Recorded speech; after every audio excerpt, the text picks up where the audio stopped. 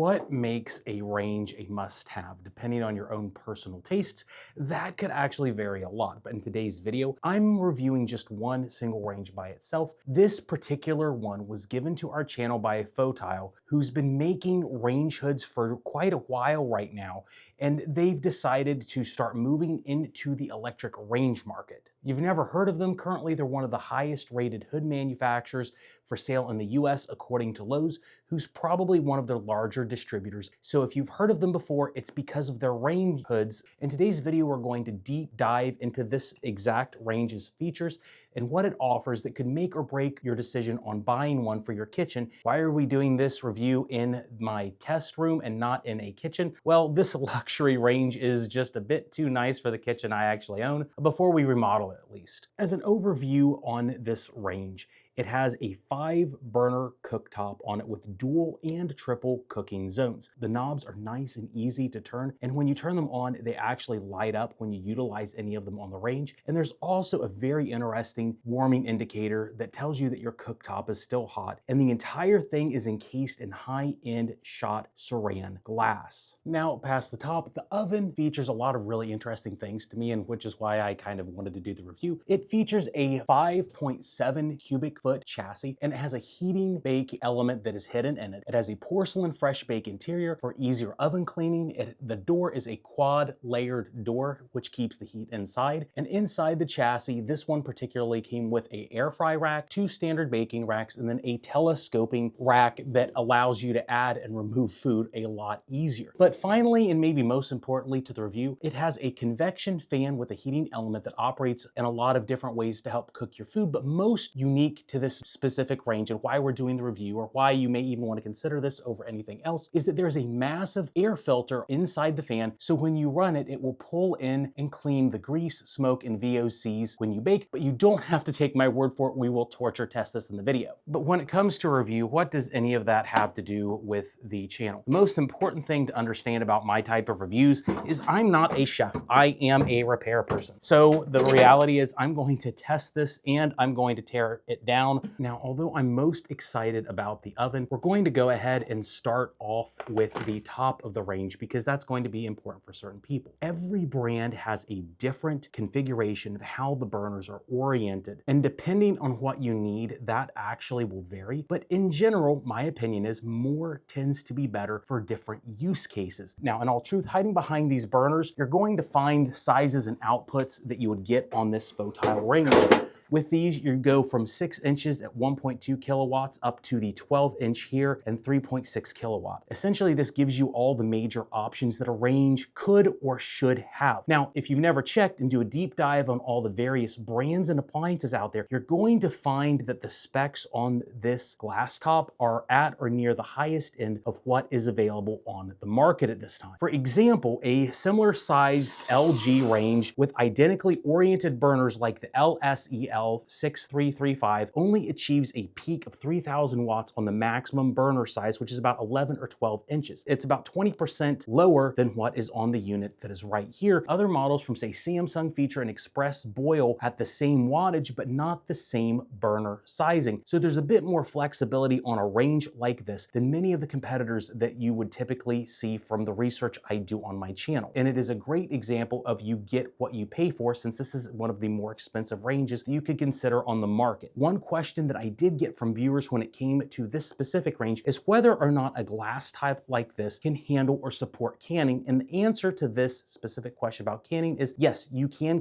on this, but there are some caveats. In my opinion, shot saran glass is literally the highest quality glass on the market. And I would feel comfortable recommending any range that uses shot saran, since their glass is on many of the older school glass tops that we service at our shop, and they tend to be in good shape regardless of which brand uses them. They were one of the first companies that I've ever seen that offered smooth top ranges in the world, and they continue to arguably be the best, even though many other companies have gone to cheaper unnamed brand glass. Now, for companies that still use the glass, this puts the range in similar categories as Bosch, Sharp, Miele, and Z-Line, as those are some of the brands that continue to use shot saran glass. Going back to canning though, it's important to know if your canner will actually work on a glass top stove. Some canners are, regardless, too heavy and aren't recommended, so before you just go out and throw one on this range, make sure you read the label of the canner to see if it's approved for a glass top, as some again are just too heavy for me to be able to say that I would recommend it on this. Showing the cooktop in action, I'm really not sure what to say about it, in that my on and off screen tests, it worked really well. The nice thing about making a YouTube video is that technically, since it's on screen, it's a business write-off, so this was quite literally the best week of running a business for my channel ever. My employees got to try cooked food on this really nice range, but then again, I'm the one cooking it, so I don't know if that really counts as a benefit to my company or if my employees will just all quit next week. I honestly have no clue how to cook steak properly, but when I did it on this range, it turned out to be essentially the best steak I've ever cooked myself.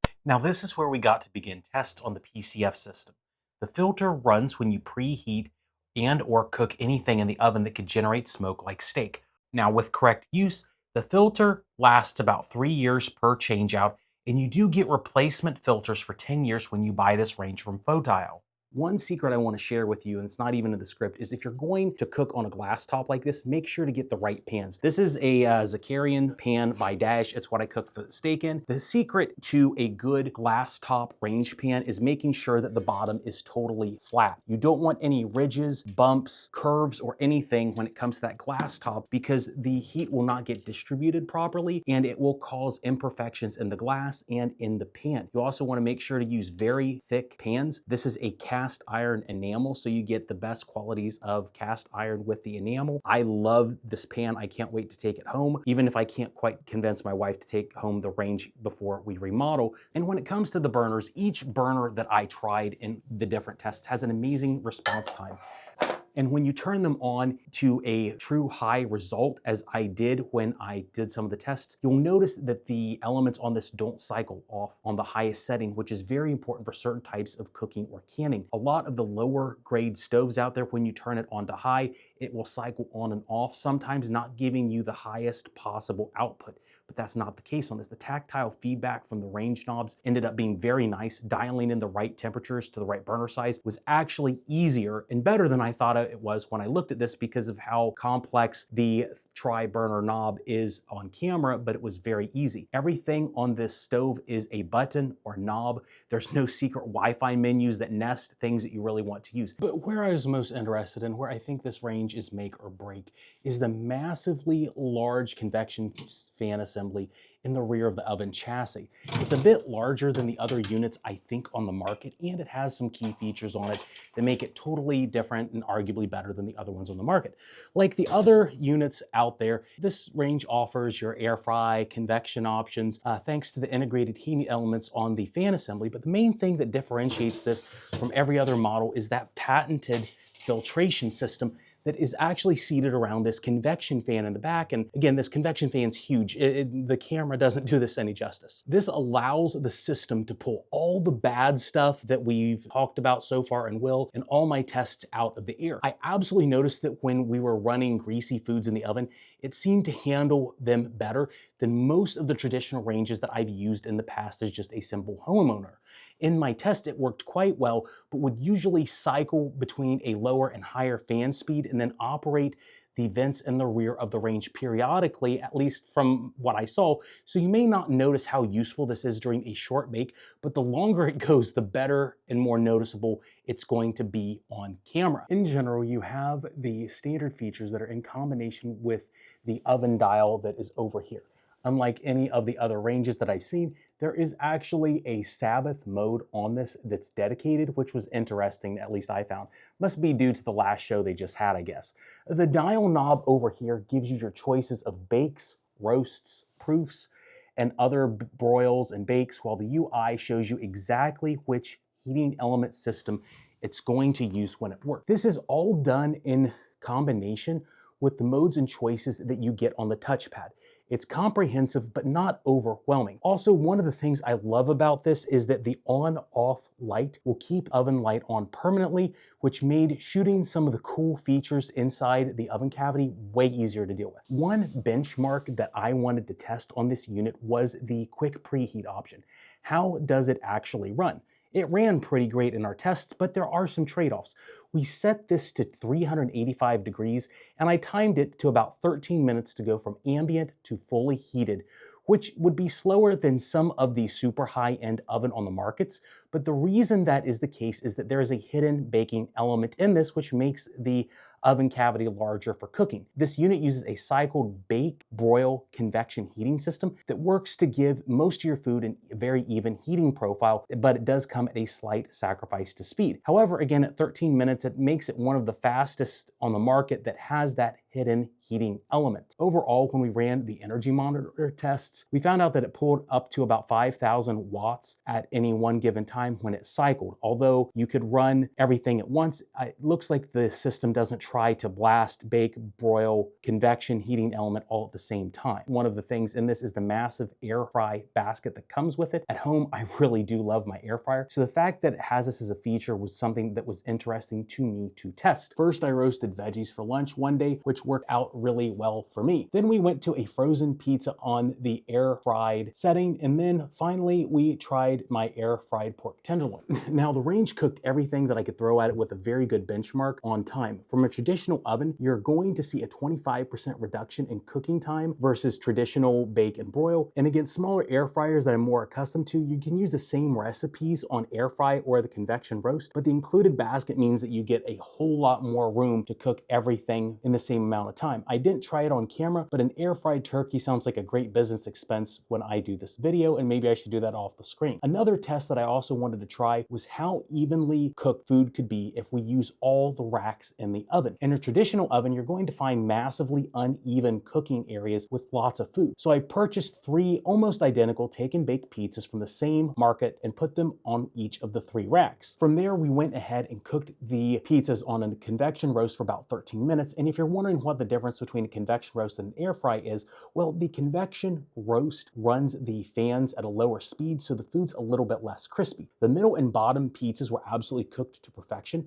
while the top was just a little bit crispy for my tastes, but my staff loved it. One thing that I'll note about this is that the rack was at the very highest setting, which we could have modified to get a much better profile, but I wanted to try this in a worst case scenario. So depending on your taste, it passed. For some of my staff, I would have preferred it to be a little bit more even, but again, we put it at the worst case scenario, and everybody ate most of the pizza, so I would call it a success. Now, one thing I would note about this oven, there is a little bit of a noise when the relays cycle, when it's running your bake, convection, or your air fry as it cycles everything on and off. But then I have nothing else beside or behind this, so it's probably going to get amplified just a little bit. So if you're using this in a room like I am, you may notice it from time to time. I would imagine again that in a kitchen setting, when you're against the walls, it would be significantly different. And especially if you're pairing it with a range hood from FOTILE that would be running consistently, you would never notice it, as the relay may have been about 50 decibels from time to time. Now, going back to the steam cleaning discussion that we started off with, I gave this unit a hefty load of caked on particles, and if I was honest, I shouldn't have been that loose with my choices. The steam clean feature that is on this oven works great for mild to near moderate messes, but what I put in the oven cavity probably was a bit overwhelming. Now, if you take care of what you cook, the steam cleaning feature would be far more than enough to run in most cases. One pro tip that I would mention is that if you do decide to use a steam clean, the manual in this range is going to tell you use just a cup of water. You want to use probably a little bit less than 1 cup or 8 ounces of water. The steam clean mode is very gentle, but it means that it won't evaporate a huge amount of water to clean the insides. And after running these tests, I found myself scrubbing the inside of the oven to try to get some of the worst particles off. Now, even though FOTILE did sponsor the review of this stove, I don't think it's fair if we don't torture test the claims of the PCF filter that is inside of it. So I told them I was going to come up with the worst possible test I could for this. And I didn't have a range hood to capture any of the smoke in this test, but it's based off of something that just happened to me in real life with my regular stove. A few weeks prior to shooting this video, even though I knew I was going to get the stove, I may have made a very bad decision at home to cook a steak using a lot of butter and a very hot cast iron scale. It didn't turn out nearly as good as the ribeye that I did earlier on camera because, well, if you didn't know, the smoke point of butter is very low at 350 degrees. So to test the filter in this, we're putting essentially straight butter into the skillet, nothing else. I let the pan run on high heat for 10 minutes. I did check it with a thermometer, but it was about as hot as I could have ever stood it being in the room. You can see how terrible on camera the pan is smoking. So we took the whole pan and put it straight in the oven with it preheated to 400 degrees so it could generate and continue to generate as much smoke as possible. And again, we ran that oven for 400 degrees. I have one camera watching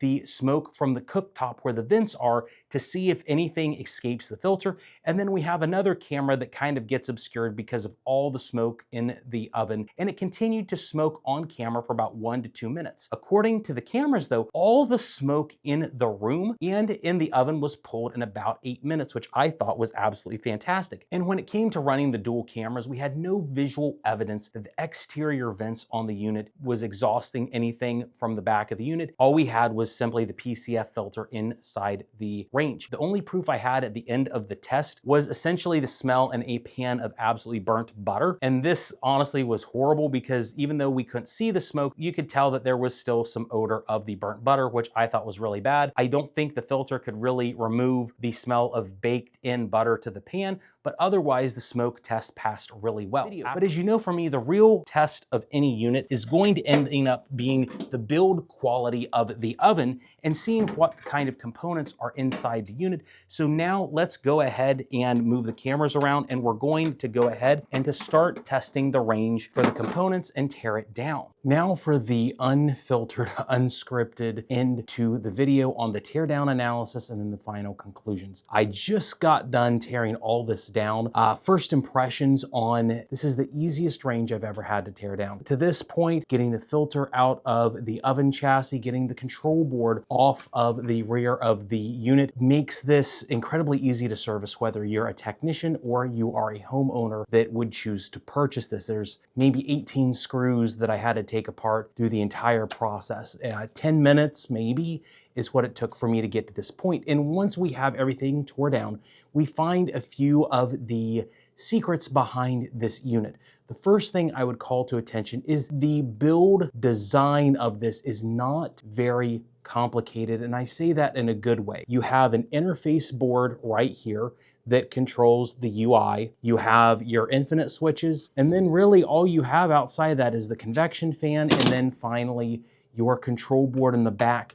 There's not a lot of hidden frustrations with this. It's what you see is what you get. It has all those nice amenities, but they don't really come at a cost of a lot of complexity. For the infinite switches on this, we find out that Ego made most of the switches in this, except for the 3-ring burner, Diamond H out of Great Britain. Makes sense that it would be a different company because I don't think Ego makes a burner this large, which is why this unit is so unique among a lot of the higher end stoves on the market, is that they went with a different supplier. Ego is a brand that I've dealt with consistently on this channel. I've had a lot of interactions with that company. I don't expect the infinite switches or the surface elements to ever be a problem on this stove. The interface here, at the risk of the sponsors being unhappy, it's pretty clear it's a Midea brand interface. Whether that's good or bad, it's entirely up to you. I've never really seen Midea interfaces go out to be much of a problem, and replacing it would be very easy, if not affordable, to deal with. Next, we have this PCF filter that we've talked about quite a bit that makes this unit unique. It's huge. It's really, really clean, despite the fact that I totally annihilated it. With this PCF filter, you do get free near lifetime replacements on it. So if you were using the stove consistently, you would continue to get properly filtered air in the oven chassis. I will tell you, it was super easy to get to and service. It was essentially 4 screws to access the giant cover plate, and it's just nested behind it with another 3 screws. Finally, when it comes to the control board, this is the heart and soul of the unit, which again, super easy to get to. I'm not concerned about a homeowner accessing this or a technician. It's just nested behind the plate on the back. When it comes to the build quality of the control board, again, at risk of any issues, this is a Midea built board, at least I assume it's a Midea built board based on the control numbers on the plate. When it comes to a control board like this, what should you look for in terms of brands or quality? On this, we found that they used Sanyo 112 relays. That's a good brand that we've dealt with. We sell Sanyo replacement relays in our store quite often, and it's because people find a lot of value in actually replacing the components because they tend to last quite a while. Other component brands on this include Hongfeng on other sub relays, as well as Chang capacitors. They look like Nicheons, but at second look, they aren't. I can't figure out what the lifespan on these are. For example, the 68 UF 450 volt mega capacitor that's nested right here at the top. It's an RL2448. I doubt FOTILE is going to know exactly what the lifespan on that is. Everything on the board looks good. It also uses Carly capacitors in another area, and I've never really dealt with that brand. So there are a few brands on the board that I'm not familiar with, but the ones I am familiar with are good quality. Another thing that I like on the teardown of this, behind the unit is the thermal fuse if you use the self-clean and it overheats. A lot of the different brands out here have really bad thermal fuses on them that if the oven overheats, it's going to basically break your stove. The nice thing on this is it has a resettable thermal fuse, so all you have to do is take the screws off the back, press the button, and your stove will work again. This bodes very well for the longevity of the unit when you use self-clean, because that tends to be a common point failure. The build quality on this unit seems to be very well done by FOTILE. I have no concerns about the longevity of this, and it has that 3-year warranty on top of it, which is essentially the best in class, so they don't think that there's going to be too many problems with it. Where I would have a concern, and maybe this is the director cut, is how long it would take to get replacement parts. Since I think a lot of the parts on this are Midea, Ego, and some of the more common brands, I don't think it's going to be hard to get the parts for it. Finding the technicians, I don't know, that may be a little bit harder, but given how easy this stove is, I think FOTILE should just send the parts to customers, because there's no way that any average homeowner couldn't deal with this. It is the easiest stove I've ever looked at. And finally, in conclusion, the question you're probably going to have as a homeowner is, what does this actually in the end compare to? Why should you look at this over other brands? I always have a lot of fun when I do these teardowns to see exactly who makes it and what the comparables are. I would compare this range favorably to the Bosch HEIU 8056. It's going to be very similar in form and function to that, with the addition of the better burners on this and the PCF filter. What I think this stove has an even closer cousin to is the Sharp SSR 3056. If you look at the Sharp SSR 3056 and this, you're going to find out there's a lot of similarities between both of those units. However, this has a better warranty and way better components on it in terms of all the features you get on this stove. So if you're thinking about the Sharp SSR 3056, I would definitely choose this over that. And if you're looking for any of the moderate luxury type units out there from Z-Line or iLive, and you're looking for something in that electric smooth top package, this is going to be the stove for you. Would I choose to have this in my home? Absolutely, especially after the teardown. I know that it would be easy for me to convince my wife to take this home and then fix it in the kitchen after I've done all this stuff. It would be very easy to deal with. One thing I do want to mention is, since FOTILE sponsored this video, they do have a $100 off coupon if you choose to use the links in the URL to purchase this stove. It's available direct from their website with white glove turnaround service. I will also say that this may be available at Home Depot and Lowe's as well, so you can see this in action at some of the stores if you have additional questions. I don't think that this is going to go home with me though, because we showed this range to some of the customers in our store just across the studio, and the customers that saw this after I gave them a little speech on it loved it so much that they're now going to fight my wife for the stove, and I don't know who's going to win. So I hope this answered all your questions. I'm going to have this in my studio for a little bit longer. I got a few more things that I want to cook on it. So if you have any questions, feel free to ask them. I've done a lot more behind the scenes stuff on this, and maybe I can include that in like a members only director's cut. We'll see exactly how everything goes. But in the end, I'm pretty impressed with everything on this stove that it has to offer. Have a great day.